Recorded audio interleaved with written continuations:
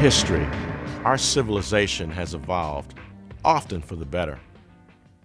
However, there are those people that we all know have been on the wrong side.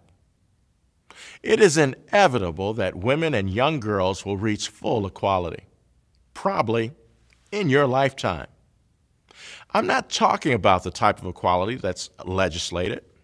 I'm not even talking about the type of equality that exists in public when you're having public conversations and you're trying to be politically correct. I'm talking about the type of equality that takes place when nobody is around to listen, when you're having your conversations with your guy friends. I'm talking about the type of equality that exists in your hearts and in your minds. Do you know that 1 out of 3 girls will be sexually assaulted in their lifetime? And 1 out of 3 teens know someone in their peer group who has been physically abused, sexually abused, or coerced into sex against their initial intentions. But staying out of trouble is not enough. Getting on the right side of history is everything. So if you want to protect your sisters, your aunts, your mothers, and even our daughters, go with me, if you will, for the next 30 minutes as we learn about what the law says about sexual assault and abuse towards women and being on the right side of history. And being on the right side can make the difference between that side and this side. Tony Farmer at the All-American FAT, Cleveland Open Run, up at Garfield Heights, my high school, where I play at. Good practice. I'm a good run today. Everything's doing good. Tony Farmer's talent on the basketball court made Garfield Heights High School senior one of the top college recruits in the country. The defendant shall serve a term of 3 years, which is the minimum. But the 18-year-old Farmer may have forfeited a scholarship and his future when he attacked his ex-girlfriend in her apartment building in Bedford Heights on April 23rd. My life changed completely. I got sentenced to prison for 3 years. I affected my family, my friends, my victim. And that helped me every night. When I go to sleep, I pray that I need help. I need to control my anger. I need to think before reacting. I don't know what was wrong with him that day. I know he was a good person. I hope he still is. I hope he learns from this. The court orders that the defendant shall serve a term of 2 years on that as well. When I was growing up, yes, I seen violence in my home. Me and my brothers watched my mom get beat on a daily basis by my father. I made 3 promises to my mom: that I would never put my hands on a female, I would never come to prison, and the 3rd, I will go to college. I passed out of court because I just seen my life go down the drain.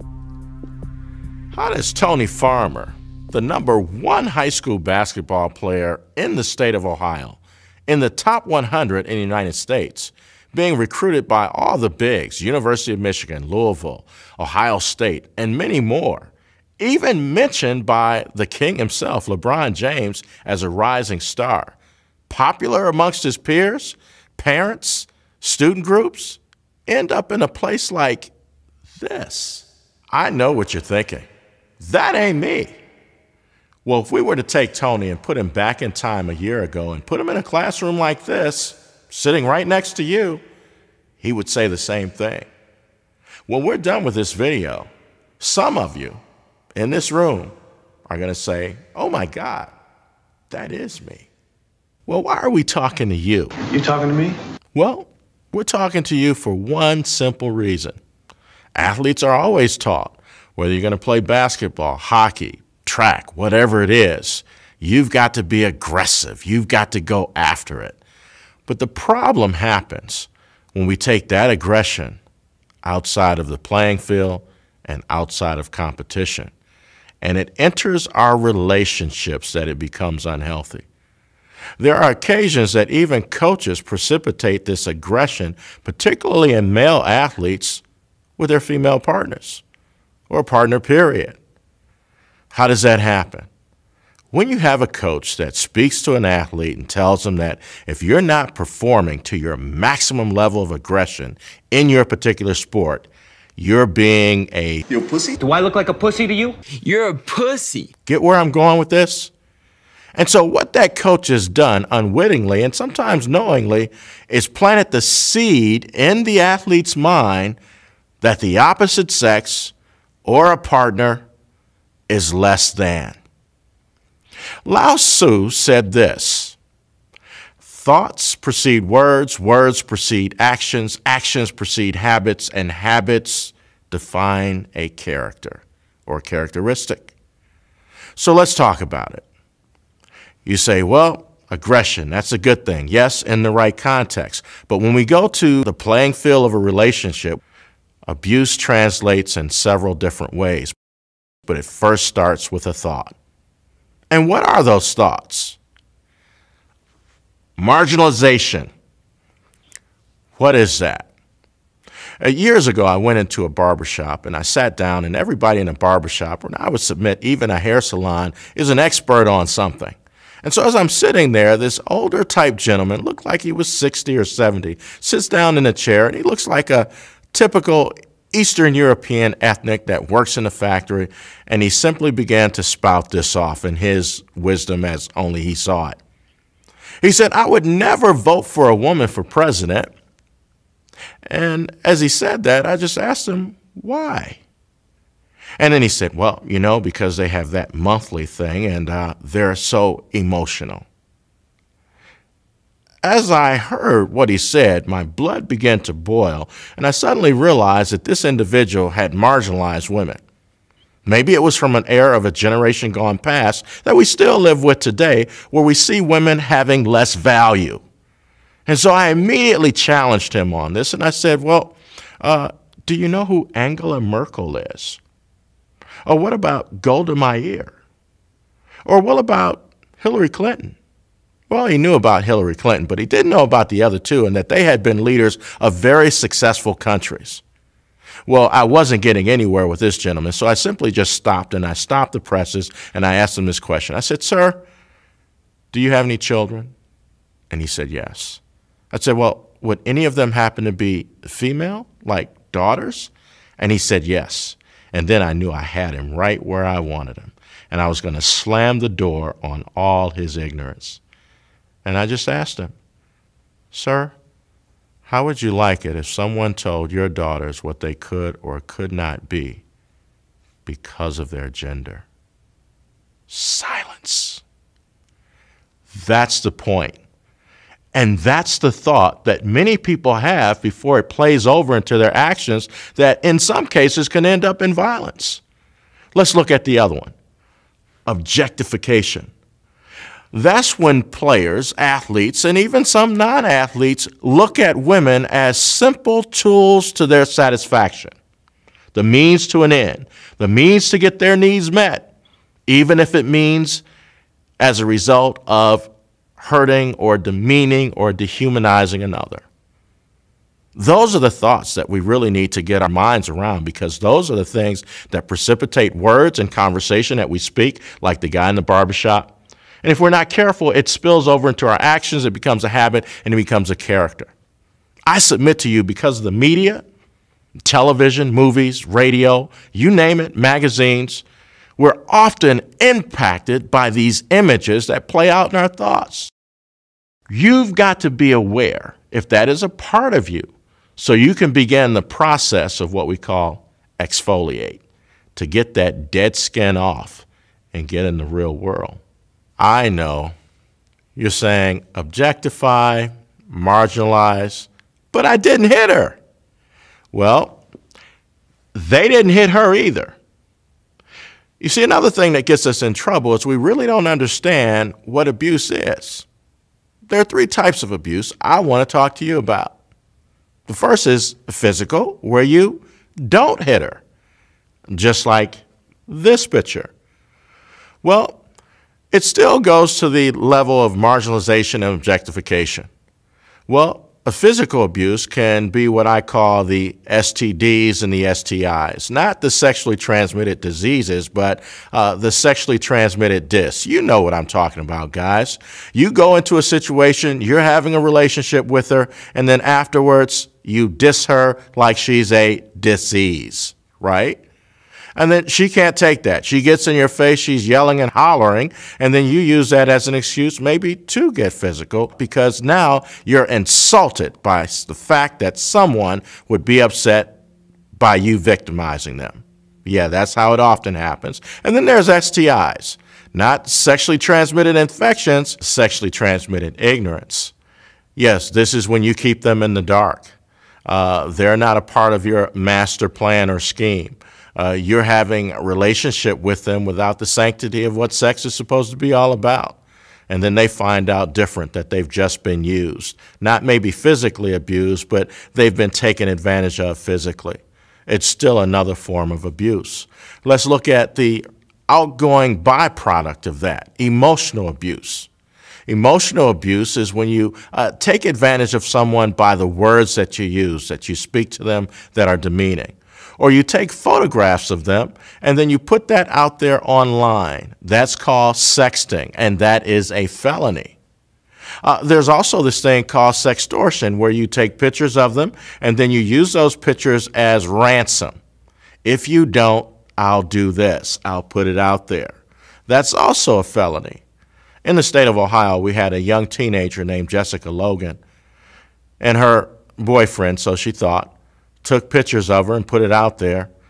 She was distraught.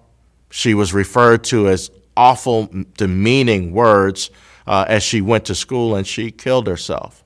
This same situation is playing out in California right now, and they're trying to charge the teenagers involved with sexting or sextortion, and that circumstance with murder. Emotional abuse. Last but not least, financial abuse.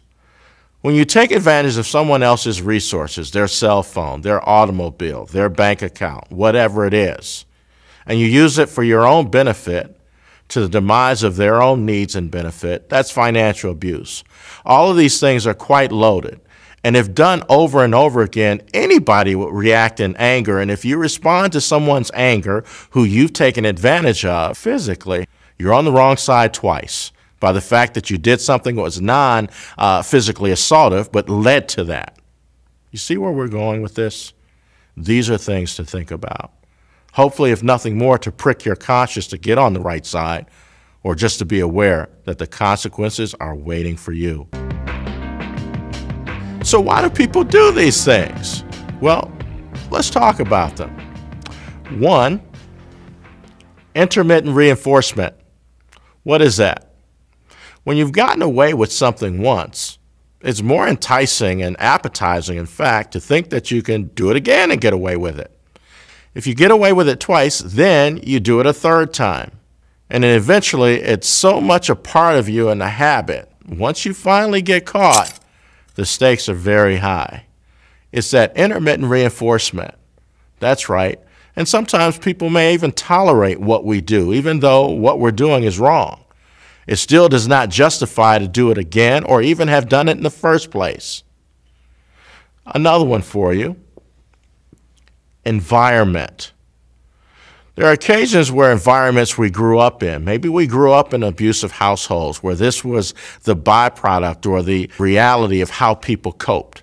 They became physical, and those things became a part of our anatomy and floated around in us, and all we were waiting for was a trigger to reenact what we lived, to relive what we experienced. Yes, that does happen. In fact, the research supports it, that most often when you have a child or a young person that has grown up in an abusive household, they end up falling into one of three categories: perpetrator, prey, meaning victim, or protector. Also, another reason that people do these types of things is because of within their environment, there's alcohol or drugs. Alcohol or drugs often impairs one's decision or brings out something that's subterranean below the surface that they would never let out of the bag but for this resource called alcohol or drugs. It is never an excuse. In fact, the law will charge you with vehicular homicide if you get behind a steering wheel while you're intoxicated. You cannot say, oh, it was the alcohol. Or if I were not under the influence, I wouldn't have done that. Clearly, I was out of my mind. The law says at the point at which you took the first drink, you made that decision.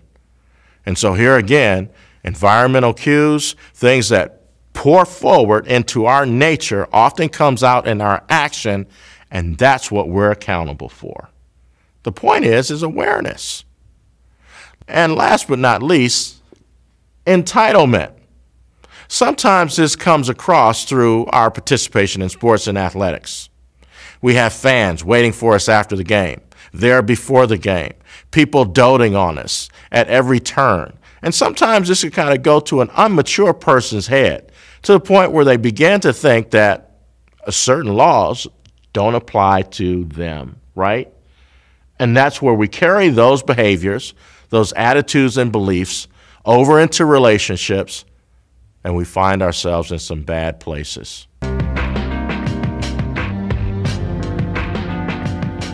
So now that we've talked about some of the things that are in our thoughts that move us in that direction, now let's talk about what are the triggers? What are the triggers that causes a person to do this in the first place? Well, I boil them down to 3. Fear, doubt, and anger. That's right, fear. Years ago, when I was a freshman at West Virginia University, I was a scholarship athlete, and we're on the football floor in the television lounge, and third-string quarterback comes into the lounge from, he happened to be from Arizona.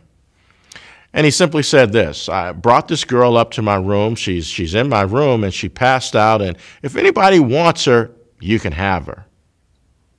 Yeah. STD, sexually transmitted disc, right? Treated her like a disease, and as a result of that offering, half that television lounge cleared out and lined up outside that room where that girl was in a bed, passed out. They lined up like they were at Baskin and Robbins, waiting for an ice cream cone. And one after another after another. Not only is that unhealthy, unsanitary, it's flat out disgusting, but that's what happened. What was more disgusting? What was more disgusting was me. I sat there in the television lounge thinking about if I said anything, I wouldn't be in with my teammates. If I spoke out too loud, it got back to the coaches and my teammates ostracized me. Maybe even I would fall out with the coaches and I wouldn't have favor with them. And so what did I do? The Penn State thing. I said, fear. I even posed this question to a group of young men, athletes, and I asked them, how many of you had been in a situation where you know similarly, or you had a situation where you also had a similar experience? And to my surprise, about a quarter of the room raised their hands, where they knew of someone who had had a photograph taken of them without their permission and put out there, someone who was sexually taken advantage of, let alone physically. It happens. Fear. Sometimes we do things out of fear that we want to fit in, and so when we know something is wrong that's going on, instead of us saying something, we participate. Fear. The next one I talk to you about is doubt. We're in a relationship with someone, we've built our whole world around them, and we feel that if they walk out on us now, we'll be an empty shell. And in those situations, we do unusual, extraordinary things to try to make sure that they're all just about us. And what do? We monitor their cell phone. We look at their text messages. We ask for their email account passwords, and we say to them things like this: well, if you really love me, you'll let me have it, right? Because you have nothing to hide because you're all about me. We also monitor the times that they're going to work, the times that they're getting off, who their friends are, and who their friends are that they're hanging around with the most. We ask them questions about, are you talking to me about your friends? What are your friends saying about me? Or maybe you shouldn't be hanging around those types of friends, and you should be spending all your time with me, because I doubt that anybody really could love me to the degree that satisfies me. So I put all these extraordinary conditions on another person because it's really reflective of my doubt and my insecurity. Hopefully we're not talking about you. Hopefully you're not saying, that's me. Anger. Let's look at it. That's when we project our insecurities out on another person in a physical way, sort of like to make them pay for the sense of insecurity that we have inside. We take it out on them, and then we blame them for what we did to them. Anger. Sometimes these things are so suppressed in our being, we don't even realize that they're there. And for some of you that are listening to this, you're saying, wow, this really makes me feel uncomfortable. Well, if it makes you feel uncomfortable enough, let me tell you what you can do. And I hope it makes you feel uncomfortable, because if you sit in that space and you're identifying any of these characteristics that we talked about throughout the course of this whole program, there are some things you can definitely do to make sure that you're not on the wrong side of history, or the wrong side of a jail cell, or the wrong way of impacting someone to the degree that they suffer emotional, physical, or financial harm. And I find it useless to just say all the thou shalt nots without saying what you can do if you've identified yourself in any of these things that we've talked about. Here are the things that you can do. If alcohol or drug consumption seems to exacerbate or make worse your fear, anger, and doubt, to the point where you may engage in some of these behaviors. When you've had a little bit too much to drink, the rage just seems to come up in you. You know, if that is you, maybe it's time now to get help for that. There's no shame in that. It's rather you manage your own behavior by your choices than have an institution manage it for you, called prison. The other thing I want you to think about as a thing to do to get help is to change your peer group. If you have a peer group that engages in what we talked about earlier, objectifying and marginalizing women, then maybe you want to change your peer group, because as we said earlier, thoughts precede words, words precede acts, acts precede habits, habits precede character. It's the wrong character that leads to confinement. You know where I'm going with that. If you have violence in your history and your family history, and that becomes a default of how you cope, becoming physical or verbally abusive, that is something to get help with through counseling. Speaking to a guidance counselor, speaking to a provider that can provide you with services to help you work through that. Because if these are your default mechanisms that are triggered when you are having trouble coping, it can only lead to problems. And as I said earlier, Tony Farmer is an example of that. He grew up in a situation where his dad beat his mom, and he and his brothers witnessed that. He saw that in his environment, and without him even knowing, it was percolating and floating throughout him until that one event, and it came out. So this is why we're here, to help you get on the right side. Because probably now some of you are saying, probably to yourself in a whisper, that's me. Well, if it is you, and you've moved to that level of awareness, that's a good thing. But awareness by itself is not the only answer. You have to move from awareness to acceptance. And once you accept that that's you, then move to action. Maybe your first experience in getting an idea of what a woman was through a Playboy. Or maybe it was through a porn site on the internet. And early on, before your true maturity, you learned first how to objectify women and never learned how to love women and girls. And maybe it has promoted some of these attitudes and behaviors in peer groups that you have that have been very destructive and harmful. So yes, I want you to move to awareness, acceptance, action, and change. Aggression has its place, and that place is on the playing field. And we can't take that aggression off the field into a relationship, because a relationship with a woman is not an outlet for your aggression. And when we get that right, we're on the right side of history. And whoa, man,